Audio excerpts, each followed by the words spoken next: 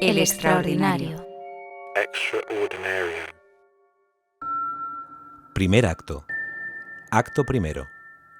En el que nos miniaturizamos para salvar la humanidad. Te estás despertando, ¿vale? Una mañana de diciembre, Arne Hendrix abrió los ojos tras una larga operación. Soy la enfermera, ¿vale? Ha salido todo muy bien. Empezó moviendo los dedos de las manos, luego las muñecas, el antebrazo y el hombro derecho. Todo parecía estar en su sitio. Todo parecía estar igual que antes de la operación. Solo había una diferencia. Arne ya no medía 1,99 m como antes. Ahora apenas superaba los 50 centímetros. Y su cuerpo se había empequeñecido en proporción a su nueva altura.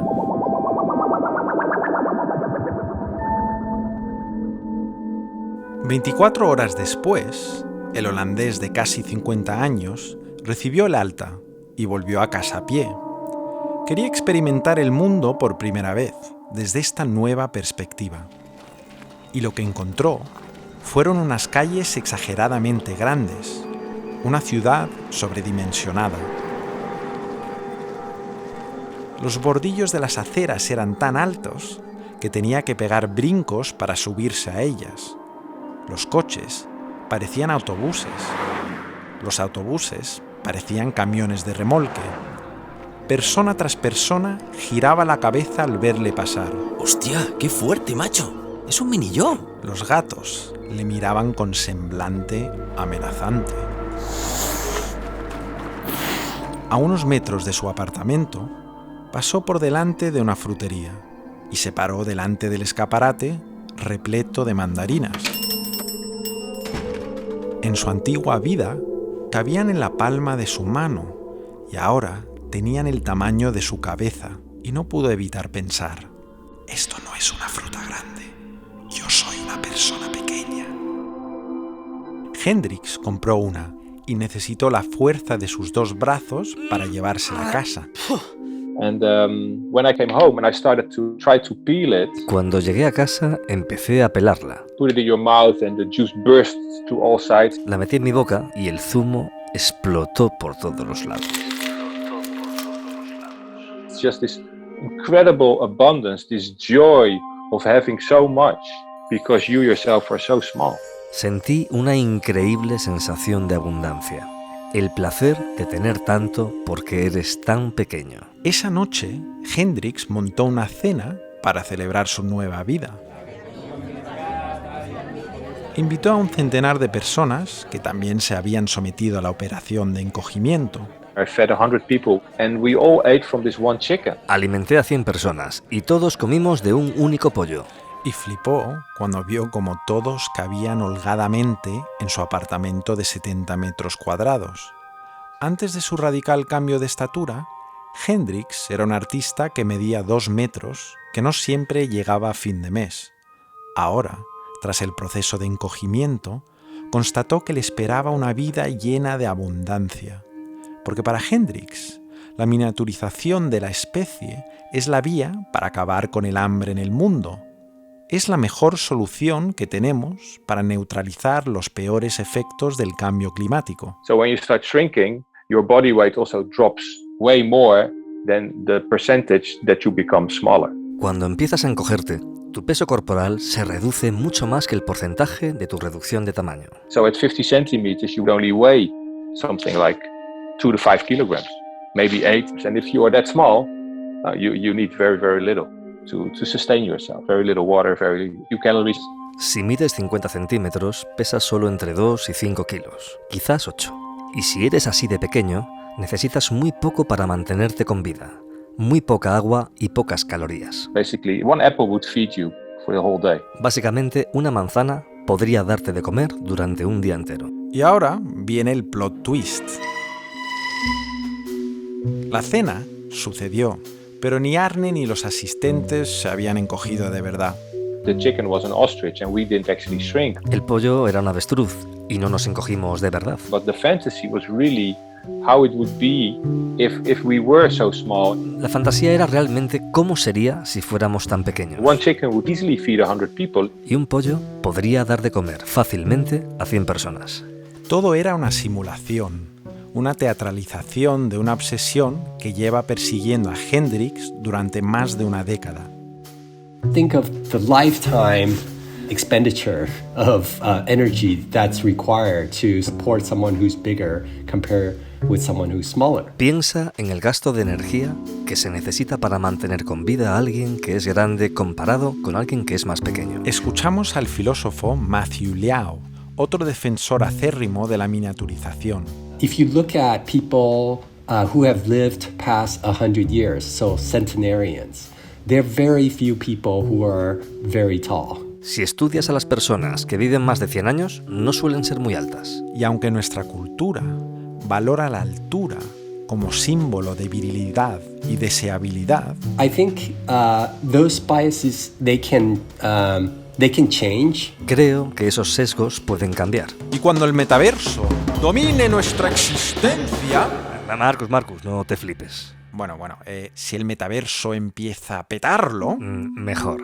Then your actual height in the physical world might not matter very much. Tu altura en el mundo físico no importará demasiado. Para Liao, la naturaleza está llena de ejemplos que nos pueden ayudar a rediseñar nuestros cuerpos. So cats see just as well as we can during the day, but they see about 7 times better than we can at night. Los gatos ven igual de bien que nosotros por el día, pero ven 7 veces mejor por la noche. Si conseguimos replicar la vista de los gatos, necesitaremos menos luz eléctrica.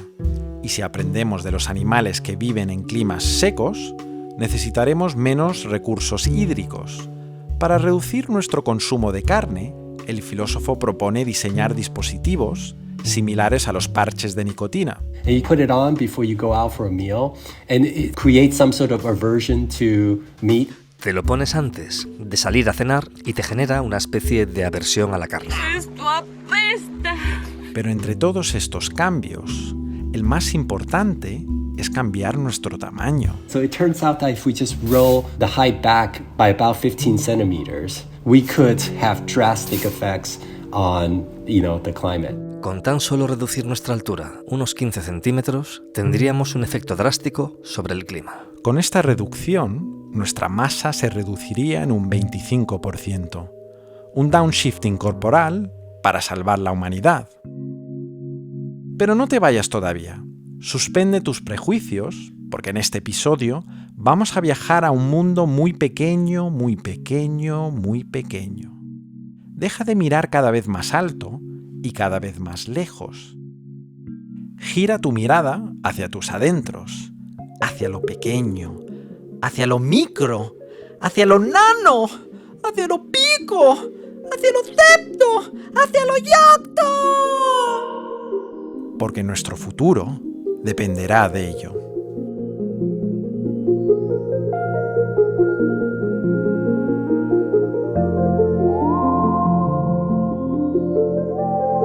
Esto es la fucking condición humana.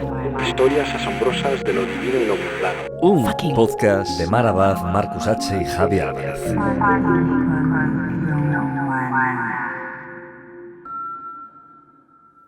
Segundo acto. Acto segundo. En el que dejamos de mirar hacia afuera y empezamos a mirar hacia adentro. La naturaleza nos dio unas gafas que vienen de serie que llamamos ojos. And it's by our eyes that we are able to gain a great part of our knowledge. Unos dispositivos que conectan con un circuito de tejidos nerviosos y neuronales que nos permiten ver. Nature has located the eye close to the brain so that its messages may arrive there quickly. Podemos acercarnos a un objeto para verlo más en detalle, This adjustment is called accommodation. pero esos ojos solo ven a una escala limitada. Accommodation restores the sharply focused image with marvelous speed and accuracy.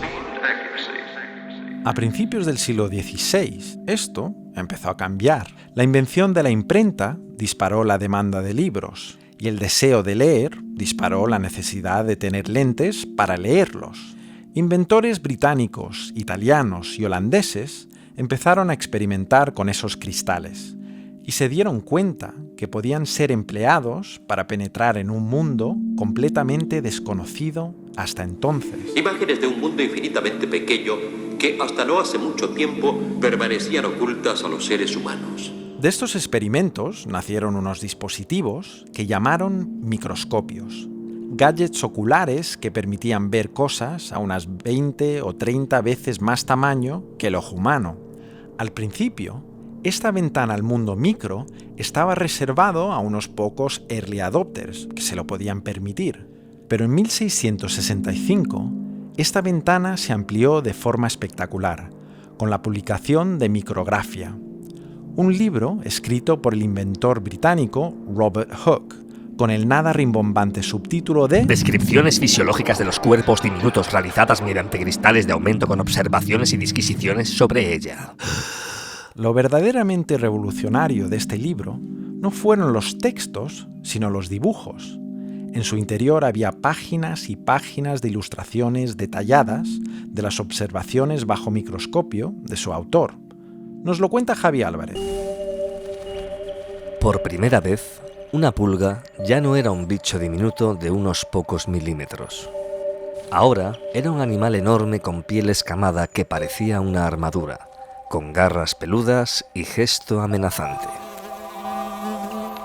Una mosca ya no era un ser enano irritante que se posaba sobre tu nariz. De cerca, tenía 2 ojos gigantes divididos en miles de pequeñas lentes. El corcho ya no era solo un material que servía para sellar una botella de vino. De cerca, tenía una estructura cuadriculada como los planos de un monasterio. Hooke llamó a estas secciones células, porque le recordaban a las células de los monasterios, las habitaciones diminutas donde vivían y estudiaban los monjes. Y con esta observación sentó las bases de la biología celular que vendría después. Este bestseller de la época, a su vez, animó a los habitantes de Londres a comprarse microscopios. Come inside and see for yourself the magnificent microscopes on sale today. Micrografia creó una cultura popular alrededor de lo micro, y esto empezó a verse reflejado en la ficción de la época. Cuando Jonathan Swift escribió Los viajes de Gulliver en 1725, situó a sus protagonistas en mundos a distintas escalas. En el primer capítulo, el capitán Gulliver visita una isla llamada Lilliput, donde él es 12 veces más grande que sus habitantes.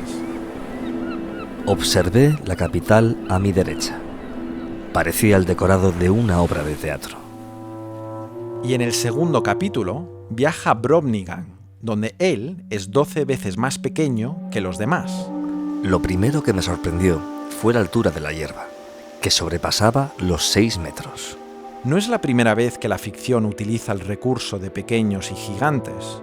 Eso estaba más que inventado. Pero lo que estaba cambiando era la manera de narrar lo pequeño. El propio Gulliver dice: nada es grande o pequeño si no lo es por comparación.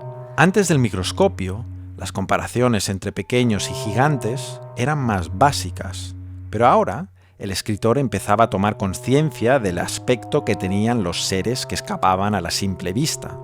En el capítulo 2, el tamaño minúsculo de Gulliver frente a los habitantes de Brobdingnag lo convierte en un mono de feria. Todos los caballeros de la vecindad en 100 millas a la redonda acudían a casa de mi amo para verme. Un divertimento para la familia real de la isla, que lo paseaba de salón en salón.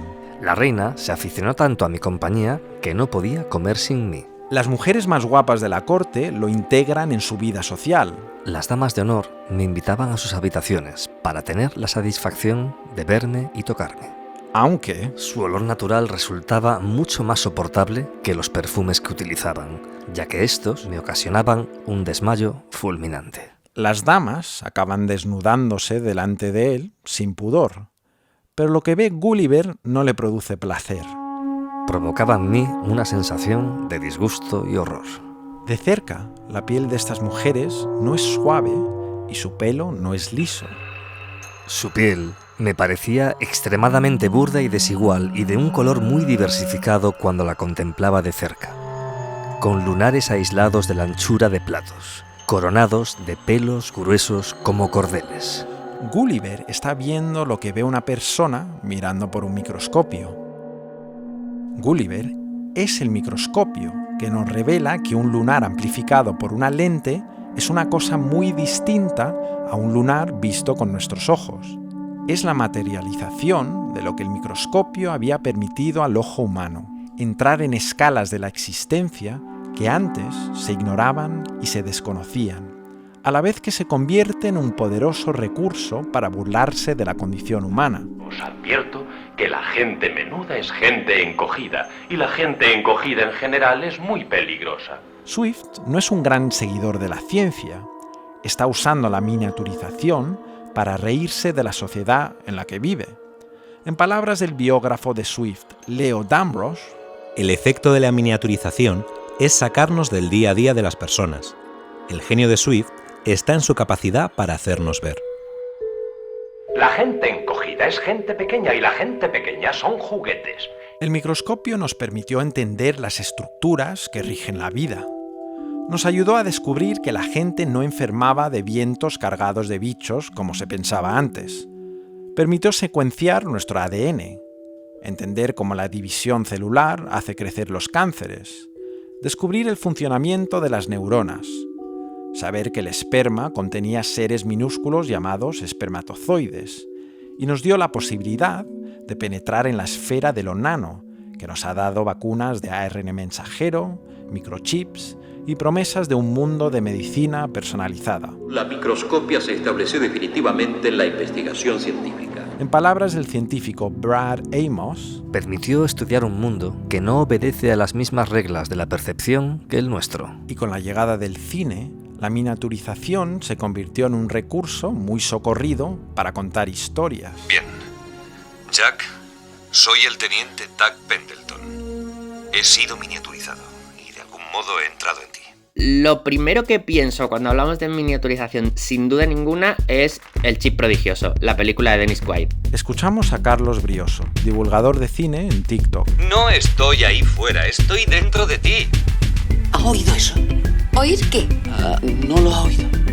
Estamos en los 80 y Carlos es un chavalín creciendo en una España invadida por las superproducciones de Hollywood. Esa equiparación de pronto del cuerpo humano a casi una aventura espacial. Era como viajar al espacio a un planeta desconocido, pero dentro del cuerpo humano. Y la miniaturización explota de manera magistral la ansiedad y la indefensión que supone ser una persona diminuta. Me preocupaba muchísimo no ya el inicio de la aventura, la reducción del personaje y la entrada en el cuerpo humano, sino de ahí cómo se sale.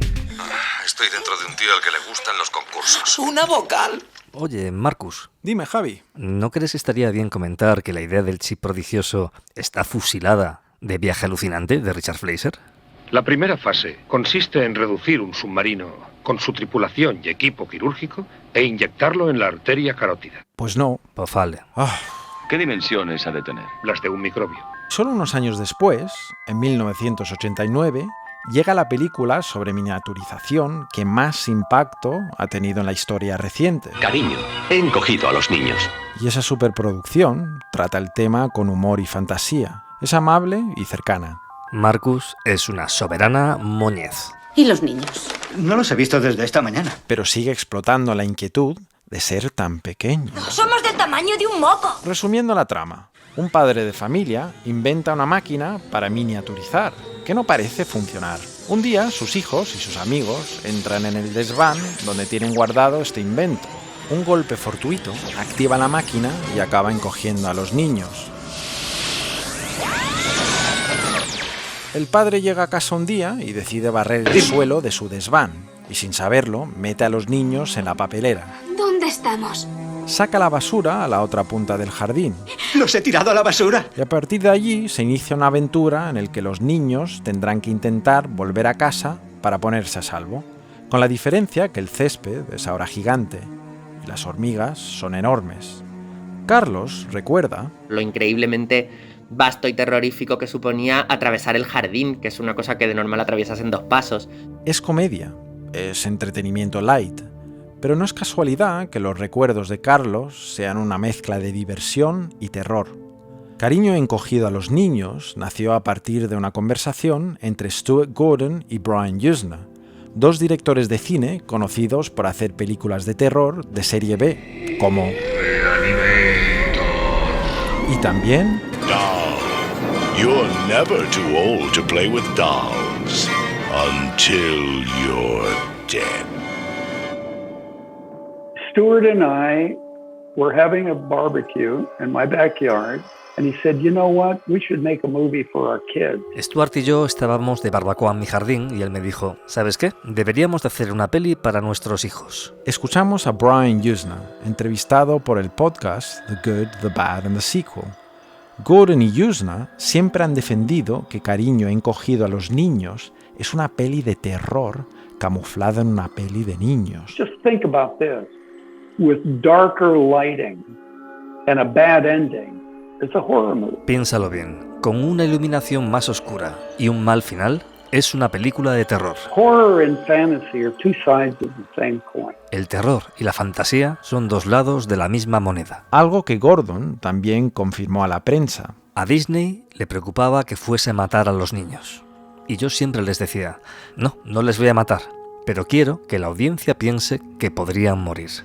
Gordon y Yuzna se inspiraron en las pelis que veían de niños, porque los dos crecieron en los 50, la época dorada de la miniaturización en el cine. We may be witnesses to a biblical prophecy come true. En el año 54 se estrenó La humanidad en peligro, un film que explotaba de forma brillante el miedo y asco que nos producen los bichos gigantes. Born in that swirling inferno of radioactive dust, were things so horrible, so terrifying, so hideous.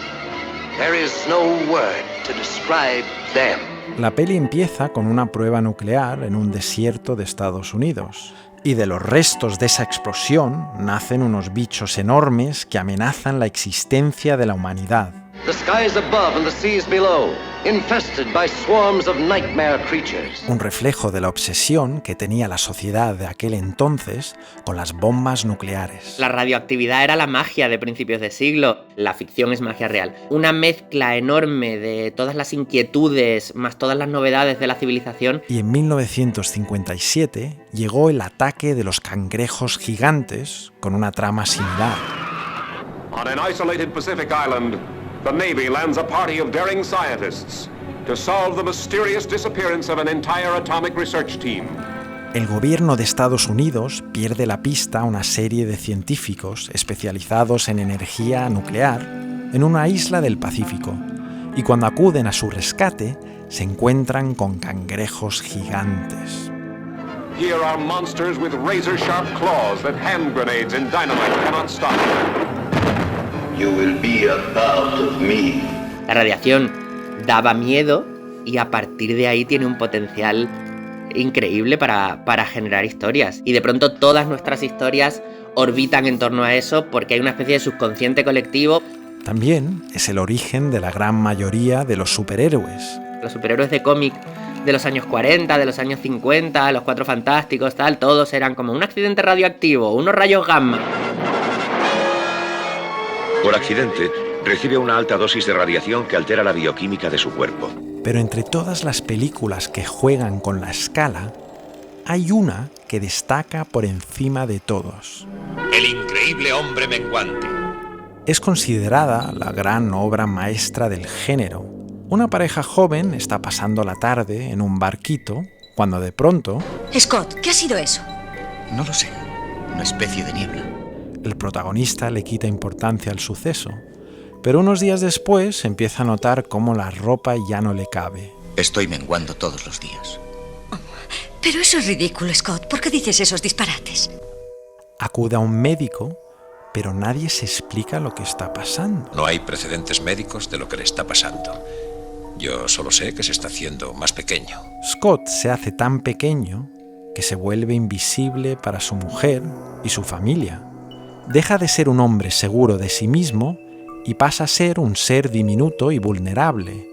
Un ser que tiene que luchar hasta la muerte con una araña y que se salva por los pelos de su gato. Enfrentarte a la inmensidad del infinito y del universo que genera una sensación de pequeñez que es difícil de lidiar, Yo creo que es la manera física que tiene el cine de ponerte en ese sitio gracias a un efecto y a un cambio de perspectiva para en el fondo mostrarte lo mismo, que es que cuando el hombre del increíble hombre menguante está en la casa de muñecas, es lo mismo que tú en tu casa si te pones a pensar en el universo, te empieza a dar vértigo y te mareas. Una de las especialidades de Brioso es explicar cómo funcionan los efectos especiales en el cine. Y en el caso de la miniaturización, él identifica 4 técnicas para hacerlo posible. Una es utilizar muñecos más pequeños de esa persona miniaturizada. Otra consiste en cambiar la escala del decorado para que funcione el cambio de escala. Como por ejemplo, construir una hormiga de 5 metros de altura y 10 metros de anchura y situar a una persona al lado para transmitir esa diferencia de escala entre las dos partes. Con la llegada de la era digital, tenemos los cromas y la integración digital para poder integrar a una persona. O el doble digital, que es un doble digital completo del actor que funciona por integración dentro de la imagen. Aunque en realidad, las 4 opciones son parte de lo mismo. El doble digital es como el muñeco de principios de siglo y el croma es la integración digital en el decorado gigantesco que se hacía en los años 50. Las tecnologías cambian, pero el fondo sigue igual. Por mucho que las películas y las historias sean muy diferentes, estamos siempre hablando de la misma idea y del mismo concepto, que es la escala, nuestra escala y nuestra sensación de lo que somos con respecto al mundo y cómo eso nos afecta y cómo nos hace sentir. Desapareció el miedo y se convirtió en aceptación. Yo, el más pequeño entre los pequeños, también tenía un significado. Para Dios el cero no existe. Yo sigo existiendo. Estás escuchando La fucking condición humana. La fucking condición humana. Somos más pequeños que una pulga. Somos muy pequeños. Somos demasiado pequeños, demasiado pequeños, demasiado pequeños. Ellos respetan todas las formas de vida, por pequeñas que sean. Puedo enfrentarme a cualquiera de mi tamaño. Los diminutos seres de ese pequeño planeta llamado Tierra. Lo siento, eres demasiado grande. Podemos reducirlo todo al tamaño que deseemos. Es más pequeña por fuera. Por dentro eres muy pequeño. ¿Están seguros de que han vuelto a su tamaño normal? Tercer acto. Acto tercero. En el que intentamos encontrar el tamaño ideal. Imaginemos que una científica visionaria inventase un método infalible para hacernos más pequeños. Tenemos el orgullo de presentar el remedio práctico para el problema más grave de la humanidad. Imaginemos que los gobiernos se pusieran de acuerdo para miniaturizar a la especie. Como en la película Una vida a lo grande. Hoy explicaremos nuestra propuesta para una transición de 200 a 300 años para que el mundo se transforme de grande a pequeño. ¿Cuál sería nuestro tamaño ideal? Nos vamos al cielo para averiguarlo, porque un ratoncito, una rata, un caballo y una mujer acaban de tirarse de un avión que vuela a 1000 metros de altura y ninguno lleva paracaídas. ¿Ninguno? ¡Ninguno! Para la mayoría, estos serán los últimos segundos de sus vidas. Cuando sus cuerpos impacten contra el suelo, la rata morirá. La mujer se romperá.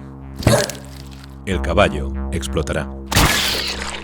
El ratoncito, en cambio, sobrevivirá al impacto si el suelo es relativamente blando. Porque para un ratoncito, la gravedad apenas es un peligro. Su cuerpo cae a una velocidad mucho más lenta que la nuestra. La resistencia del aire sobre un animal pequeño es superior a la de un humano o un caballo. Y en el caso del ratoncito, el aire lo ralentiza hasta tal punto que el impacto de una caída de 1000 metros no es suficiente para matarlo. Y esto se debe a la ley del cuadrado cubo. Descubierta por Galileo, lo que viene a decir es que cuanto más grande es un objeto o un ser vivo, más pequeña es su superficie en relación a su tamaño. Si un ser vivo pasa de medir 10 centímetros a 1 metro, su peso se multiplicará por 1000, pero su superficie solo por 100. Cuando crecemos, nuestro peso aumenta más rápido que la piel que recubre nuestro cuerpo. Hablando en plata, un ratoncito tiene más superficie de piel en relación a su tamaño que un elefante. De primeras, parece bastante apetecible ser tan pequeños como un ratoncito, sobre todo si te gusta la caída libre o la escalada en muros de piedra verticales. En 1926, el biólogo inglés J.B.S. Haldane se hizo esta misma pregunta. Ese año publicó un artículo que llamó On Being the Right Size, en el que teorizó sobre el tamaño ideal en el mundo animal. Lo hice porque nadie estaba prestando atención a este tema. No encontraba explicaciones sobre por qué un águila es más grande que un gorrión o un hipopótamo más grande que una liebre. Pero volvamos al ratoncito, para ver si su tamaño es el ideal para nosotros. 5.000 ratoncitos pesan igual que un hombre. Pero esos 5.000 ratoncitos consumen 17 veces más oxígeno que un humano pese a pesar lo mismo. Y un ratoncito tiene que comer alimentos a diario que representan el 25% de su peso para sobrevivir. Es como si un humano de 60 kilos tuviese que comer 15 kilos de comida cada día para sobrevivir. Una auténtica barbaridad. Nos pasaríamos la mayor parte del tiempo comiendo en lugar de estar pensando o creando. Y para poder procesar toda esta comida y mantener su temperatura corporal, el corazón del ratoncito late a más de 500 pulsaciones por minuto. De nuevo, volvemos a la ley del cuadrado cubo. Un animal más pequeño tiene más piel en relación a su tamaño, y eso significa que el calor se escapa con más rapidez de su cuerpo. Y para contrarrestarlo, el metabolismo del ratoncito tiene que trabajar con mucha más intensidad para mantenerse con vida. Por esta razón, solo los mamíferos pequeños no sobreviven en regiones árticas. Se mueren de frío. Allí los animales dominantes son osos, focas o morsas. Estos animales tienen el problema opuesto al ratoncito. La superficie de su piel es mucho más pequeña en relación a su tamaño. Retienen el calor mucho mejor. Si su metabolismo funcionase a la velocidad de un ratoncito, generarían tanto calor que acabarían derretidos. Por eso el corazón de una ballena azul late a 10 pulsaciones por minuto y la de un elefante a 30 por minuto.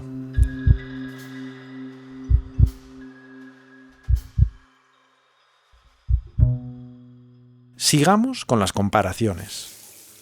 Un humano, un ratoncito y una mosca se dan un baño. ¿Juntos? Sí, juntos. Cuando terminen, el hombre saldrá con unos 500 gramos de agua repartidos por el cuerpo. El ratoncito con una capa de agua equivalente a su peso total. Y una mosca estará atrapada en un manto de agua que multiplicará por 5 su propio peso. Si tuviéramos el tamaño de un ratoncito, un chaparrón convertiría caminar en un proceso realmente engorroso. Y aunque algunos insectos han desarrollado pieles impermeables para lidiar con el peso del agua, eso es algo que no tendríamos nosotros.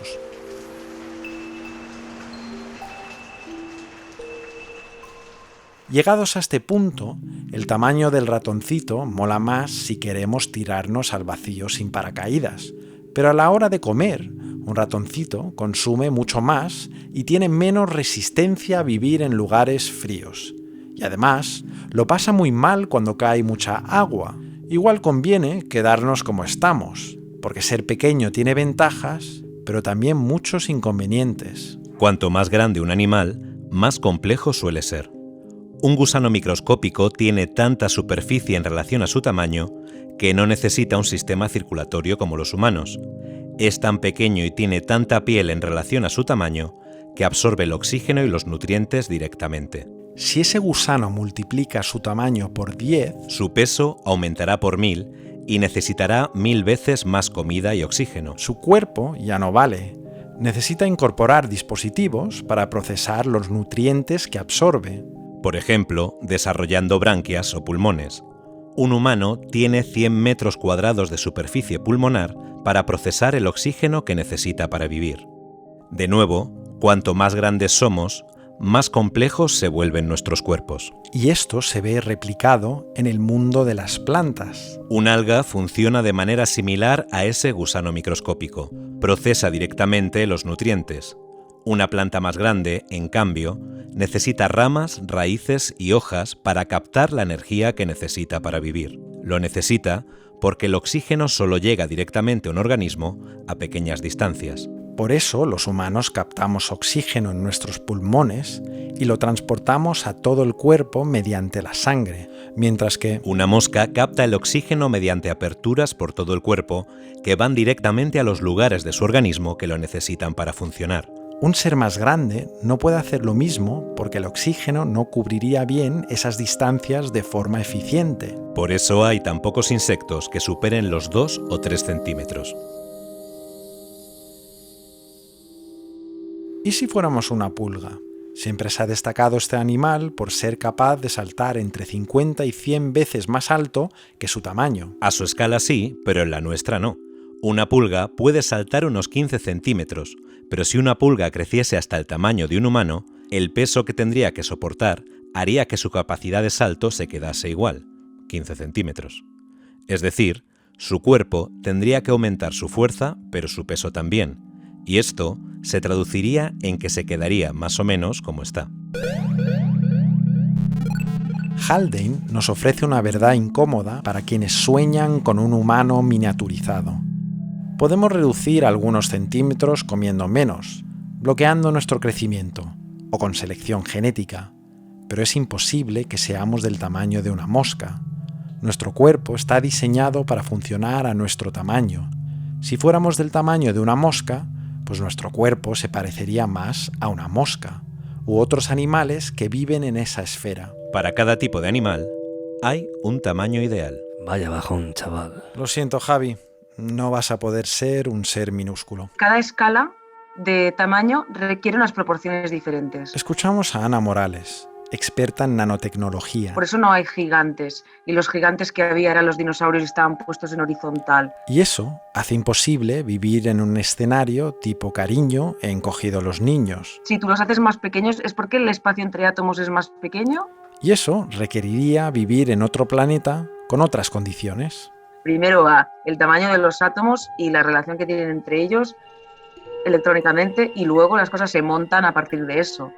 Porque para reducir el tamaño de un átomo necesitarías que los electrones estuvieran más cerca del núcleo y eso desestabilizaría el átomo en sí. Morales adora la ciencia ficción, pero cree que bajar la población es una solución más eficiente que la miniaturización. Requiere un montón de años y años y años de ingeniería genética o selección artificial de personas para que sean más pequeñas. Así que el cine nos ha vendido una gigantesca patraña. Aunque el cine no tiene obligación de ser realista, solo tiene obligación de ser verosímil. Y no son lo mismo. Las películas son ficción, y si necesitas que la gente se reduzca de tamaño, como si necesitas que alguien vuele, porque tu reflexión va a qué pasaría si, o qué ocurre si cambio la perspectiva de esto, y vemos qué ocurre si todo lo demás al cambiar la perspectiva cambia o no cambia y por qué, eso es realmente lo interesante de la ciencia ficción. Así que la única forma que tenemos para convertirnos en seres pequeñitos de 50, 30, 10 centímetros sería separarnos de nuestra biología, convertirnos en replicantes o robots con un envoltorio que parezca humano. Este test es para saber si soy una replicante o una lesbiana. Conteste a las preguntas, por favor. Diga.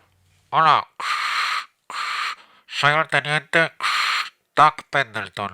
El teniente Tuck Pendleton del chip prodigioso. Efectivamente, estoy atrapado en el grupo de Telegram de la fucking comunidad humana. ¿En el qué? La fucking comunidad humana en Telegram. Mis captores han prometido liberarme si superamos los 500 suscriptores. Marcus, tío, ¿puedes dejar de hacer el panoli, que sé que eres tú? No, soy Tuck Pendleton. Marcus, no eres Tuck Pendleton. Hazme caso. Va a arañar la cona que tengo que acabar Hazme el caso. episodio, así que... Que soy Tuck Pendleton, hazme caso, coño. Cógeme el teléfono. Es que antes no me cogías el teléfono, hijo puta. Yo te lo estoy cogiendo, es que no me Marcus. me lo has cogido porque no sabías que era yo, cabrón. Cuarto acto. Acto cuarto.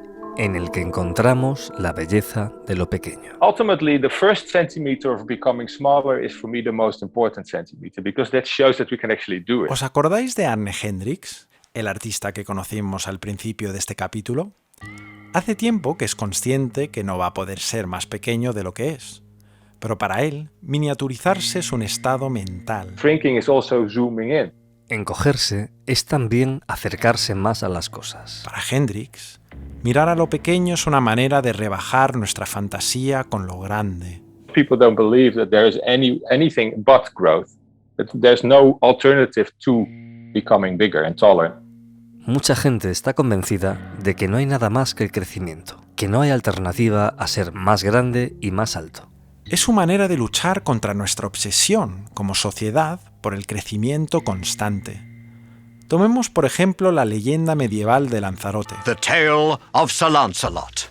El caballero de la mesa redonda es retratado en la cultura popular como un guerrero que cabalga sobre un caballo gigante. But now they've done some research in the United Kingdom that these war horses were very, very small horses actually. They were more like ponies. Pero hace poco salió un estudio en Reino Unido que decía que los caballos de guerra del medievo eran muy pequeñitos. Parecían más bien ponis. And it's just so much fun.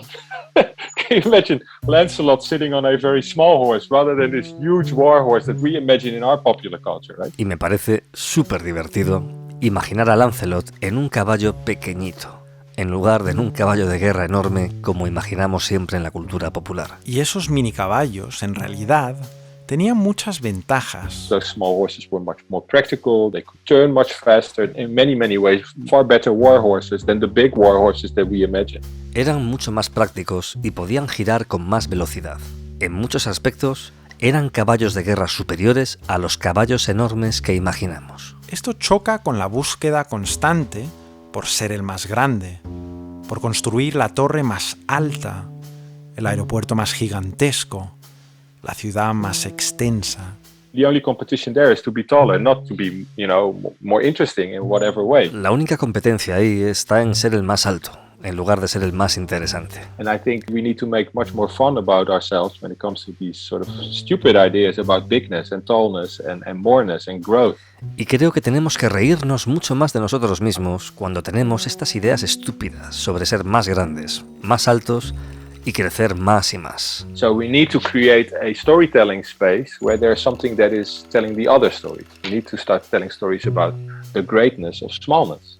Necesitamos crear relatos que cuenten otras historias. Necesitamos contar historias sobre la grandeza de ser más pequeño. Necesitamos hacer como hizo el escritor Malcolm Gladwell cuando le dio la vuelta al relato popular sobre David y Goliat. Para él, el hecho de que David derribase a un gigante como Goliat no fue un milagro, era la constatación de una realidad impepinable. The very thing that was the source of his apparent strength was also the source of his greatest weakness. And there is, I think, in that a very important lesson for all of us. Giants are not as strong and powerful as they seem. La fuente de la fuerza de Goliat era también la fuente de su gran debilidad. Y ahí está la lección importante para todos nosotros. Los gigantes no son tan fuertes y poderosos como parecen. Yo tenía un profesor de ciencias naturales y este hombre decía, el mundo es de las criaturas pequeñas. Son los microorganismos los que al final te devoran cuando mueres. El día que en esa clase nos contó eso, se marcó sin darse cuenta su propia película de terror, porque lo que nos vino a decir es, lo único que nos está salvando de las criaturas pequeñas, y estaba hablando de cosas como las bacterias, los virus, es que no se pueden organizar. Es como un pensamiento casi infantil pensar que el más grande, el más alto y el más fuerte es el más poderoso, cuando en realidad hay muchísimas otras maneras de tener poder. El mundo miniaturizado nos ha dado tantas cosas, nos ha librado de enfermedades, nos ha permitido entender la estructura de todo lo que nos rodea y nos ha dado herramientas para transformar las cosas desde lo micro. Nos ha dado grandes películas e historias que sirven para entendernos mejor a nosotros mismos. Y la miniaturización nos ha permitido transformarnos sin la necesidad de convertirnos en seres minúsculos. By changing your perspective, by shifting your gaze from the big to the small, everything changes. Al cambiar tu perspectiva, al cambiar tu mirada de lo grande a lo pequeño, todo cambia. En palabras del escritor Henry Hase. Si no puedo alcanzar las estrellas de arriba, que están tan lejos, entonces alcanzaré los átomos de abajo, que se hallan bien cerca. Están en todas partes. en cada objeto que toco y en el aire que respiro. Pero son diminutos, y para alcanzarlos haré que cada átomo de mi cuerpo se contraiga, y cada electrón y protón disminuya de tamaño. De este modo, no solo adquiriré el tamaño de un átomo, sino que seguiré reduciéndome hasta la pequeñez infinitesimal.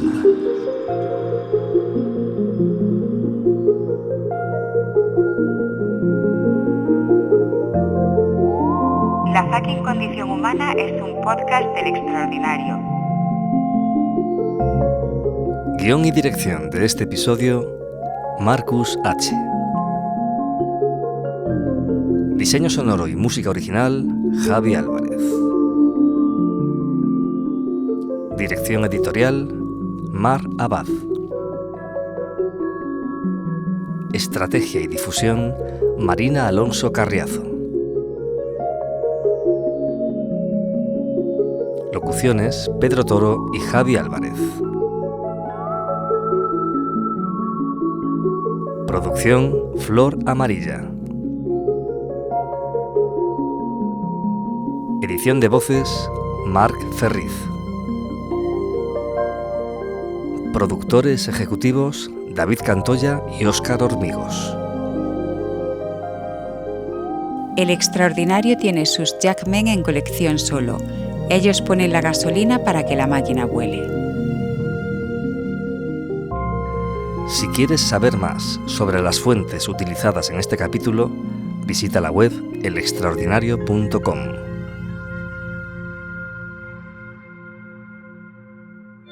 El extraordinario. El Extraordinario. Extraordinarium.